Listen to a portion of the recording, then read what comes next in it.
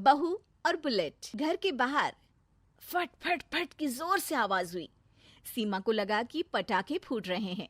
वो डर के मारे घर से बाहर निकली। देखा तो सामने योगेश यानी कि पतिदेव एक बुलेट बाइक पर बैठे हैं। अरे डर गई क्या? बाइक लेकर आया हूँ तुम्हें घुमाने के लिए। सच में? मुझे लगा पटाखे फूट रहे हैं। अरे पटाखे भी फूटेंगे और मिठाई भी बटेगी। माँ को तो बुलाओ। माँ भी बाहर आ जाती है। अरे योगेश बेटा, इतनी जल्दी आ गया? और ये गाड़ी किसकी है? साहब की है? हाँ माँ, तुम्हारा बेटा साहब से कम है क्या? मेरी ही है। अरे बेटा, इतनी बड़ी गाड़ी ले ली, इससे तो तू घोड़ा ही ले लेता। महंगी पड़ी होगी ना? माँ महंगी सस्ती छोड़ो और मिठाई लाया हूँ, गांव में बंटवा दो। अरे बंटवा क्यों दो? पीछे बैठो, गांव में बांट कर आते हैं। सब खुश थे। योगेश गांव के बाहर एक कोयले की खदान में मजदूरी करता था। मेहनत और अकल से उसने वहां ठेकेदारी का काम सीख लिया और सूझबूझ से ठीक ठाक पैसा बनाने लगा। गांव में बात फैल गई कि योगेश के घर धमाका गाड़ी आई है। ऐसी गाड़ी पहले कभी किसी ने गांव में तो देखी नहीं थी।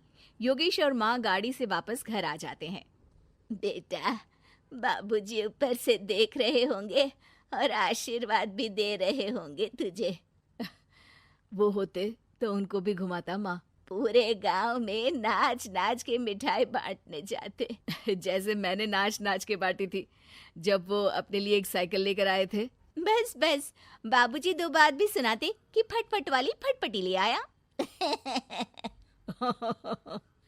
सीमा आगे कहती है, अपने लिए तो ये गाड़ी ले आए और मेरे लिए? अरे ये गाड़ी तुम्हारे लिए ही तो है। पक्का मेरे लिए है? अरे पक्का तुम्हारे लिए है। अगली सुबह जब योगेश सो रहा होता है तो उसे बाहर से गाड़ी की आवाज आती है। वो घबरा कर चिल्लाता है, चोर चोर, मेरी गाड़ी ले जा रहा है, चोर चोर। माँ भी जागती है और योगेश के साथ दरवाजे की तरफ भागती है। जैसे ही दोनों बाहर निकलते हैं तो देखते हैं कि सीमा गाड़ी चला रही है। अरे बहू, नाक कटवाओगी क्या? ये क्या कर रही हो? अरे गिर जाओगी, ये क्या कर रही हो तुम? सीमा गाड़ी को रोक कर कहती है, सारे गांव में घुमा लाई, कहीं नहीं गिरी। क्या? सारे गांव में घुमा लाई? अरे लोग क्या कहेंगे बहू? सोचा क्या एक बार? यही कहेंगे कि कितनी अच्छी गाड़ी है। अरे तुम्हारे बारे में। हाँ, कहेंगे ना कि देखो कितनी अच्छी गाड़ी पर बैठी है।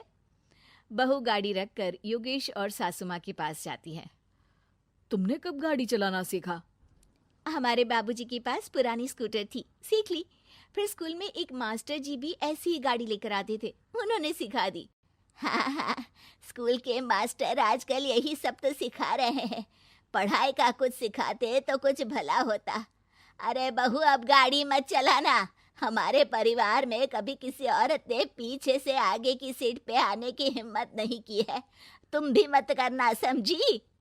जी समझ गई माँ जी। सीमा सास की बात सुनकर चुपचाप रसोई में जाकर उदास होकर खाना पकाने लगी है। सास सुबह सुबह मंदिर से पूजा करके लौट रही होती है। तभी उसे दो औरतें रोक लेती हैं और कहती हैं, अरे बहू को थोड़े अच्छे लक्षण भी सिखा दो।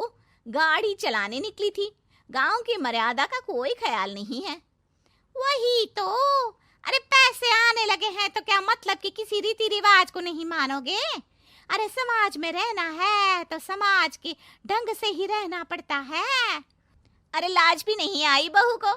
चूल्हे चौके से निकलकर सीधे गाड़ी लेकर चौराहे चबूतरे नाप लिए, फट फट फट करते हुए। अरे कुछ कह देना उसे। अरे ये क्या कहेगी? बूढ़ी सास है, इनकी थोड़ी ना चलती होगी घर में।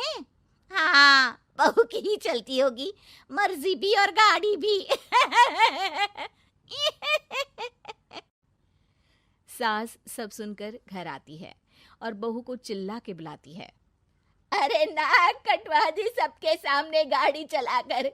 औरत जात गाड़ी नहीं चलाती। शहरों में तो 4 पहियों वाली गाड़ी भी चलाती हैं और हेलीकॉप्टर, हवाई जहाज भी। शहर में थोड़ी ना रहती हो मैडम साहिबा। आज के बाद गाड़ी से ही नहीं, यूं भी निकलना बंद तुम्हारा घर से।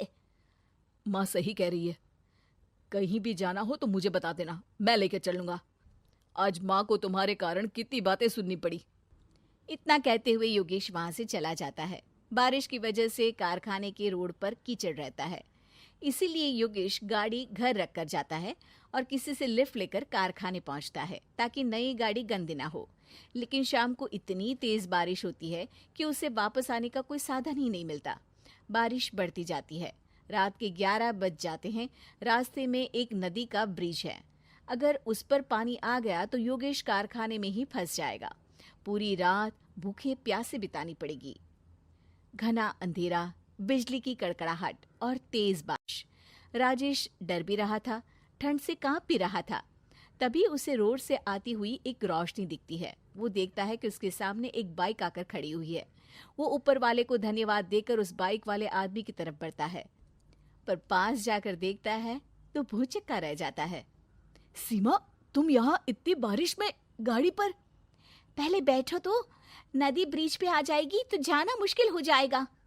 योगेश गाड़ी के पीछे बैठता है। सीमा गाड़ी चला रही है। मैंने तो तुमको पहचाना ही नहीं। गाड़ी की आवाज तो पहचानी होगी ना। अरे पर मुझे नहीं पता था कि तुम आओगी। अच्छा किया कि तुम आ गई। माँ नहीं आने दे रही थी, पर हमेशा पति पत्नी की रक्षा थोड़ी ना करेगा, पत्नी को भी तो करनी चाहिए। योगेश को सुबह अपने किए पर पछतावा होता है। उसकी आंख में आंसू आ गए जो बारिश की बूंदों में बह गए थे। उसके बाद सीमा को सास ने और योगेश ने खुशी खुशी समाज की सीमा लांघने की मंजूरी दे दी। अब वो जहां भी जाती फट फट फट गाड़ी पे ही जाती।